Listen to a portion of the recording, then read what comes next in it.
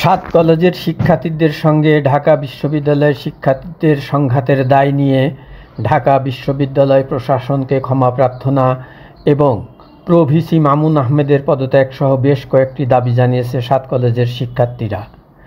এসব দাবি জানিয়ে 4 ঘণ্টার আলটিমেটাম দিয়েছেন তারা।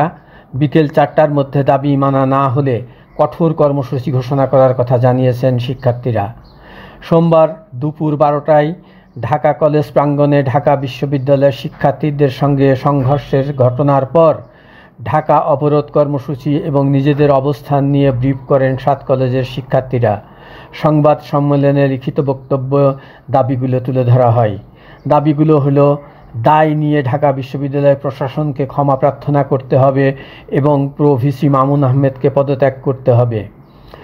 শিক্ষার্থী রাকিবকে হত্যার উদ্দেশ্যে হামলাসহ ঢাকা কলেজ শিক্ষার্থীদের উপর নিউ মার্কেট থানা পুলিশের ন্যাক্কারজনক হামলার ঘটনায় এসিওসি সহ জড়িত পুলিশ কর্মকর্তাদের প্রত্যাহার করে তদন্ত সাপেক্ষে বিভাগীয় ব্যবস্থা গ্রহণ করতে হবে। ইডেন কলেজ ও বদরুন্নেসা কলেজ সহ 7 কলেজের নারী শিক্ষার্থীদের সম্পর্কে কুরুচিপূর্ণ মন্তব্য এবং অশালীন অঙ্গভঙ্গির সঙ্গে জড়িতদের বিচারের আওতায় আনতে হবে। একাডেমিক এবং প্রশাসনিক সম্পর্কের চূড়ান্ত অবসান ঘটিয়ে তা বাতিল করে শিক্ষার্থীদের দাবি অনুযায়ী স্বতন্ত্র বিশ্ববিদ্যালয়ের রূপরেখা প্রণয়ন করতে হবে। উদ্ভূত পরিস্থিতির সমাধানের জন্য প্রধান উপদেষ্টা, শিক্ষা উপদেষ্টা, শিক্ষার্থী উপদেষ্টা নাহিদ ইসলাম, ইউজিসির সদস্য এবং ঢাবিবিসির সমন্বয়ে 7 কলেজের শিক্ষার্থীদের প্রতিনিধি টিমের সাথে তাৎক্ষণিক উচ্চ পর্যায়ের মিটিংয়ের মাধ্যমে এই ঘটনার সমাধান করতে হবে। ঢাকা বিশ্ববিদ্যালয় এরিয়ায় সিটি কর্পোরেশনের রাস্তা জনসাধারণের জন্য উন্মুক্ত করে দিতে হবে।